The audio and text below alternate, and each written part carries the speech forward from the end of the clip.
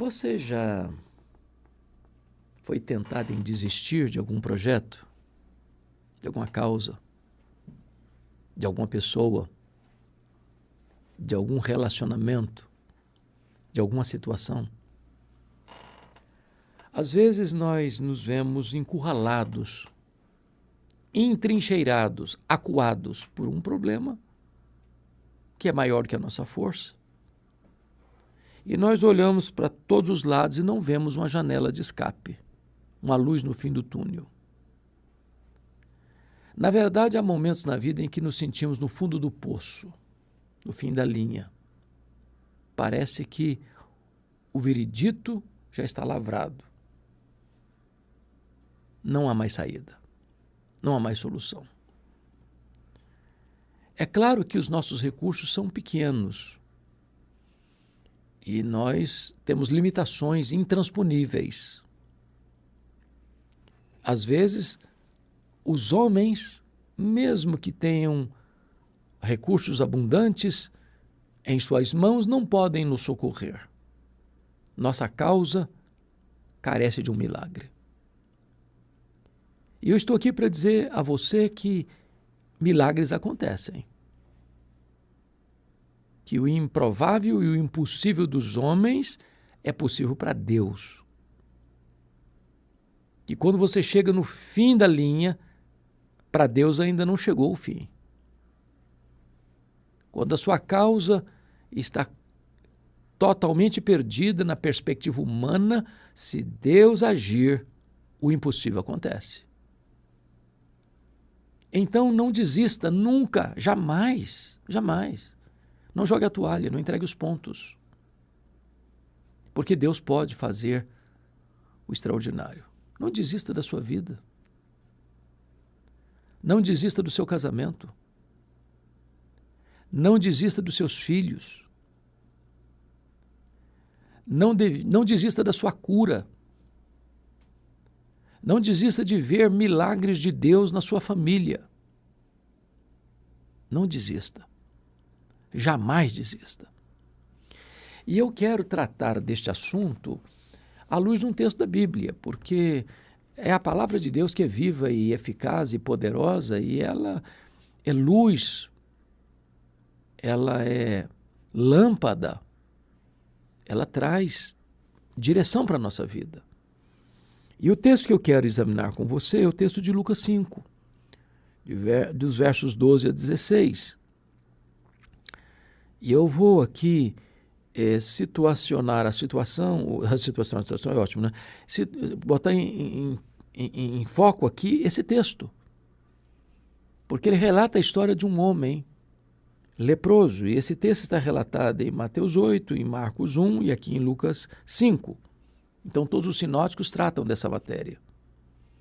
Mateus informa que esse homem foi abordar Jesus depois do sermão da montanha. Marcos é o evangelista que dá mais espaço, oferece mais detalhes deste episódio. Mas Lucas, sendo médico, é mais preciso no diagnóstico deste homem quando somos informados que este homem estava coberto de lepra. E coberto de lepra significa que este homem estava num estágio avançado da doença, num estado terminal da doença, que o seu corpo estava completamente devastado e deformado pela lepra. Não havia mais cartilagens. Suas orelhas, seu nariz, seus lábios, a ponta dos dedos, carcomidos pela lepra. Este homem estava com o seu corpo apodrecendo, que as suas vestes cheiravam mal. E é nessa conjuntura de um quadro de uma enfermidade incurável na época e que segregava as pessoas na época, que empurrava as pessoas leprosas para uma caverna ou para um leprosário, sem qualquer vínculo com pessoas saudáveis. Este homem está na situação mais desesperadora, sem qualquer chance de cura, de reversão do seu quadro. Porém, esse homem, não sabemos como, em que circunstância, conseguiu furar o bloqueio e sair do leprosário. E chegar até perto de Jesus e se prostrar aos pés de Jesus. E clamar a Jesus: Senhor, se tu puderes, tu podes purificar-me. E Jesus, profundamente compadecido dele, tocou e lhe disse: quero, fica limpo. E imediatamente o leproso ficou limpo. Jesus agora vai ao sacerdote, oferece lá a oferta necessária, cabível, adequada, e não conte nada para ninguém. E o homem foi ao sacerdote e saiu contando para todo mundo que tinha sido curado. E isso impediu Jesus até de entrar publicamente dali para frente nas cidades, tamanha quantidade de gente que corria atrás dele. E quando as multidões vinham, Jesus se retirava para lugares ermos para orar ao Pai. Então, vou tirar deste episódio algumas lições para nós. Desistir? Jamais. Então, primeiramente, vamos dar uma olhadinha nesse doente. A lepra era a doença mais grave, mais perigosa, mais temida daquele tempo. Era uma doença incurável. E uma doença progressiva. Uma doença que deixava o paciente numa situação de degradação. Havia vários tipos de lepra. Havia lepra que era uma doença superficial na pele, e essas eram curáveis. E havia as lepras que eram incuráveis. E elas tinham características. Primeiro, a pessoa ficava insensível com o corpo. Podia jogar água quente, ela não sentia nada. Segundo, a lepra era contagiosa.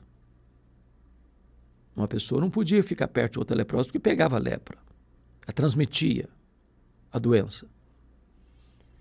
A lepra deixava marcas. O corpo ia ficando deformado. A lepra separava a pessoa da família. Ela tinha que leprosar, não podia conviver, não podia frequentar a sinagoga nem as festas. A lepra cheira mal, porque o corpo vai apodrecendo. E finalmente a lepra mata. Isso é um símbolo do pecado, porque o pecado faz todas essas coisas. O pecado insensibiliza, separa, deixa marcas, cheira mal e mata. Esse homem está no estágio mais avançado da sua doença. Se a doença é incurável, do jeito que ele estava, ele só aguardava a morte, ele era uma carcaça humana, ele era uma ferida aberta. Ele cheirava mal. Mas esse paciente, esse doente, chega diante de Jesus, a despeito de toda essa situação, e diz: se tu quiseres, tu podes. Ele crê que Jesus pode e ele se submete à vontade soberana de Jesus. Ele se prostra, ele adora, ele não reivindica nenhum direito, ele pede clemência e misericórdia. E é assim que você e eu precisamos nos aproximar de Deus. É assim que nós devemos chegar diante de Jesus, não reivindicando direitos, mas suplicando misericórdia e graça. Esse é o doente, totalmente carente, totalmente necessitado e necessitado de um milagre. Mas vamos ver, em segundo lugar, o médico. Porque ele chega com a convicção de que Jesus pode o impossível. Ele se submete à vontade de Jesus, se tu quiseres. Ele chega humildemente, se prostra e adora. E agora diz a Bíblia que Jesus, profundamente compadecido dele, está lá em Marcos 1. Porque o seu sofrimento não é indiferente a Jesus. A sua dor não é indiferente a Jesus. O que você vive e você passa não é alheio ao conhecimento de Jesus. Ele se compadece. Mas diz o texto que, profundamente compadecido dele, tocou. Isso é constrangedor, porque Jesus está quebrando uma lei cerimonial. O leproso não podia ser tocado. Em qualquer lugar que o leproso tocasse, ficava impuro e contaminado. Mas veja você que em vez do puro tocar o impuro e o puro ficar impuro, o puro toca o impuro e o impuro fica puro. Porque Jesus tem poder de purificar. Ele tem poder de curar. Ele tem poder de neutralizar os efeitos da lepra e reverter esse quadro diagnóstico e trazer cura para um homem que estava no estado de total falência do seu corpo. Jesus o tocou. Mas por que Jesus o tocou? Não apenas para mostrar que ele tem poder sobre a enfermidade. Ele o tocou porque Jesus sabia que aquele homem tinha uma outra enfermidade, talvez tão grave ou igual ou até maior do que a lepra, que era o sentimento de monturo, de se sentir descartado, mal amado, indesejado. Ninguém podia abraçá-lo, ninguém podia tocá-lo, ninguém podia se aproximar. Esse sentimento terrível que devastava a sua alma. Jesus toma para si o direito de tocar este homem sem ficar impuro para mostrar o seguinte: eu me importo com você. Talvez a sociedade já encare você como um homem já no portal da morte, ou desejando até que você morra rápido. Ninguém mais se importa com a sua dor, com o seu sofrimento, mas eu me importo com você. Você é importante para mim, você tem valor para mim. E a palavra tocar aqui no grego não é apenas encostar com constrangimento, mas é abraçar um homem cujo corpo está devastado, cuja carne está apodrecida, cuja roupa rota está cheirando mal. Jesus abraça esse homem, porque diz: eu me importo com você. Mas Jesus foi além e disse: fica limpo. Fica limpo. Aquilo que o homem não podia fazer, aquilo que os médicos não podiam fazer, aquilo que a medicina não podia fazer, Jesus pode fazer. Jesus fica limpo e diz o texto que imediatamente ele ficou limpo. Sua carne foi regenerada, suas cartilagens se refizeram e este homem recebe uma carne nova, um corpo novo, restabelecido não só pela cura, mas pela restituição do seu físico, completamente curado, porque Jesus tem poder sobre as enfermidades. Ele tem todo o poder nos céus e na terra. Ele é o médico dos médicos, ele é um médico onipotente. Ele tudo pode, para ele não há causa perdida, nem doença incurável. Mas vamos ver. Em terceiro lugar, a cura. Porque não foi uma cura crediário. Não foi em doses homeopáticas. Hoje algumas pessoas querem arrogar para si o poder de curar e até fazem propaganda de milagre que nunca aconteceu, está curado e não está curado coisa nenhuma, pode deixar o seu remédio, a pessoa morre depois porque não estava usando mais os remédios, e as pessoas às vezes dizem: estou curado, mas sai todo troncho. Não, quando Jesus cura, é cura mesmo. É verificável, é público, é notório, é historificado, é real. Não tem fake news, não tem falsa propaganda, não tem comércio, não tem holofotes para dizer: não, olha o que eu fiz. Não, a pessoa é curada mesmo. Mesmo. Paralítico, 38 anos, é curado e sai andando. O leproso é curado e o corpo é restaurado completamente. O cego é curado e passa a ver completamente. O morto ressuscita e ressuscita completamente vivo, não meio morto. Este é o nosso Jesus. Quando ele cura, sua cura é real, é verificável. Eu sei que há doenças do corpo e há doenças da alma. E eu sei que o pecado, representado e ilustrado aqui pela lepra, é o maior de todos os males. Porque há males na vida que são dolorosos mesmo, como a enfermidade, por exemplo. Mas a enfermidade não pode separar você de Deus. O sofrimento não pode separar você de Deus. A pobreza não pode separar você de Deus, mas o pecado separa. O pecado é maligníssimo. Ele é pior do que a doença, do que a pobreza, do que a solidão. Ele é pior que a própria morte. E eu quero dizer para você que Jesus pode curar você, perdoar você, restaurar você.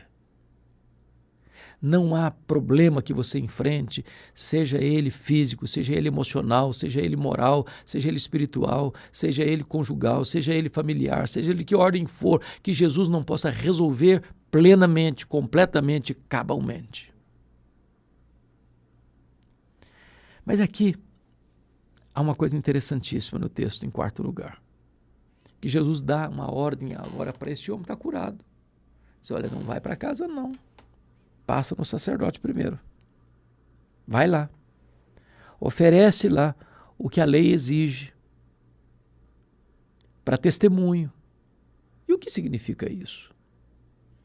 Jesus, ao mandar esse homem para o sacerdote, antes de enviá-lo para casa, está protegendo esse homem.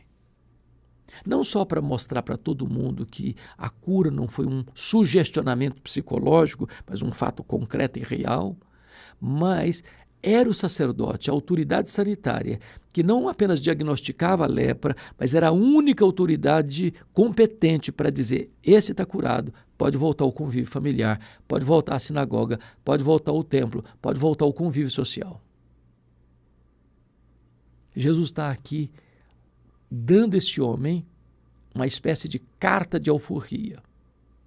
Porque se ele voltasse dali para casa, sem passar pela autoridade sanitária competente, talvez sua esposa não recebesse se fosse casado, talvez seus filhos não recebessem se fosse pai, talvez seus pais não recebessem se ele fosse solteiro, talvez a sociedade não o acolhesse se ele voltasse ao convívio sem o alvará de cura dado pelo sacerdote. Jesus protege até mesmo a sua reputação. Mas esse homem teve uma ordem expressa de Jesus, você não vai falar nada para ninguém. É segredo o que aconteceu. Jesus age de uma maneira tão diferente, né, dos milagreiros de hoje que fazem propaganda, botam em outdoor, acendem as luzes da ribalta, querem se tornar grandes aos olhos dos homens. Jesus queria coisa fora do holofote. Só que o homem desobedeceu a ordem de Jesus e fez tudo o contrário. Ele falou para todo mundo, da sua cura. Isso foi um impacto tal que Marcos capítulo 1 diz que Jesus, a partir daquela cura, não pôde mais entrar publicamente em algumas cidades. As pessoas ficaram impactadas. Eu quero dizer a você que quando Jesus faz um milagre na sua vida, as pessoas ao verem isso vão ser impactadas. Uma pessoa que usava droga não usa mais. Era cativa, prisioneira do crack, da cocaína, da maconha, hoje está livre, com a mente livre, com o coração livre, com o corpo limpo. A pessoa que era viciada em álcool, se destruindo no álcool, hoje é sóbria. A pessoa que vivia na prostituição, hoje tem uma vida pura, santa. A pessoa que roubava e fazia falcatruas e se corrompia e se enriquecia ilicitamente, hoje é honesto, trabalhador, honrado, honesto, que não pega o que não é seu. Aquele que era violento, derramava sangue inocente, hoje respeita a vida humana. Aquele que se curvava diante de ídolos ou se rendia à feitiçaria, hoje se prostra diante do Rei dos Reis, o Senhor Jesus Cristo, e o adora como Salvador da sua vida. Quando Jesus faz um milagre na sua história, as pessoas verão isso e elas ficaram impactadas. Mas, finalmente, esse texto diz que, em virtude do testemunho deste homem, do milagre que Jesus fez na sua vida, as multidões vieram, grandes multidões. É curioso que isso é um pleonasmo até, na verdade. Multidão já é grande. Grandes multidões é uma ênfase no superlativo. Afluíam para ouvir Jesus e serem curadas de suas enfermidades. E o texto diz, ele, Jesus, porém, se retirava para lugares solitários e orava. E Jesus está nos ensinando um princípio tão importante aqui, que é o princípio do retiro para a oração, sabe? Às vezes a gente fica muito encantado com o público, muito encantado com as multidões, com as grandes multidões. E Jesus não se encantava com isso, ele buscava prioritariamente a comunhão com o Pai, a intimidade com o Pai, o deleite na oração, de falar com o Pai. Sabe por quê? Porque o Pai vem antes da multidão. O Pai vem primeiro. Ele merece toda a prioridade da nossa vida, do nosso tempo, do nosso coração. Se nós colocarmos a obra de Deus no lugar do Deus da obra, nós estaremos equivocados. O Deus da obra é mais importante que a obra de Deus. Deus vem primeiro. E então as outras coisas vão se encaixando adequadamente no seu lugar. Eu quero encerrar dizendo que o capítulo 5, versículo 17, o versículo seguinte a esse texto, está escrito que Jesus recebeu o poder e o poder do Senhor estava com ele para curar. Jesus foi perfeitamente homem. E como homem, ele foi um homem de oração. E como homem, ele recebe o poder para curar em resposta à oração.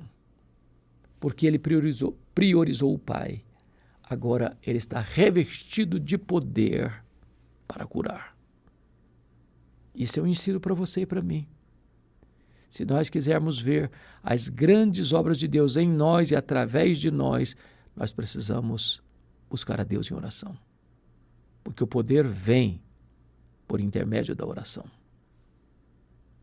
Aqui vemos uma história que tem uma mensagem central. Desistir? Jamais. Aquele homem tinha tudo para desistir, para se conformar, para jogar a toalha, para entregar os pontos, para dizer, não tem mais jeito, não tem mais saída para mim, eu vou esperar a morte chegar. Mas ele reagiu, ele se levantou, ele furou bloqueios, ele foi até Jesus, ele se prostrou, ele se humilhou, ele pediu, ele recebeu, a cura chegou, a vitória chegou, a bênção raiou, e este homem é um testemunho para a história. Desistir? Jamais. Que Deus nos ajude a não desistirmos também. Que Deus nos dê graça e força para clamarmos ao Senhor. Ainda que na noite mais escura da alma, sabendo que este Deus inspira canções de louvor nas noites escuras. Sabendo que mesmo que a providência seja carrancuda, a face de Deus é sorridente. Deus pode mudar o cenário e tudo se fazer novo. Que Deus abençoe sua vida. Não desista não. Prossiga, creia, e você verá a glória de Deus. Um grande abraço a você e a sua família.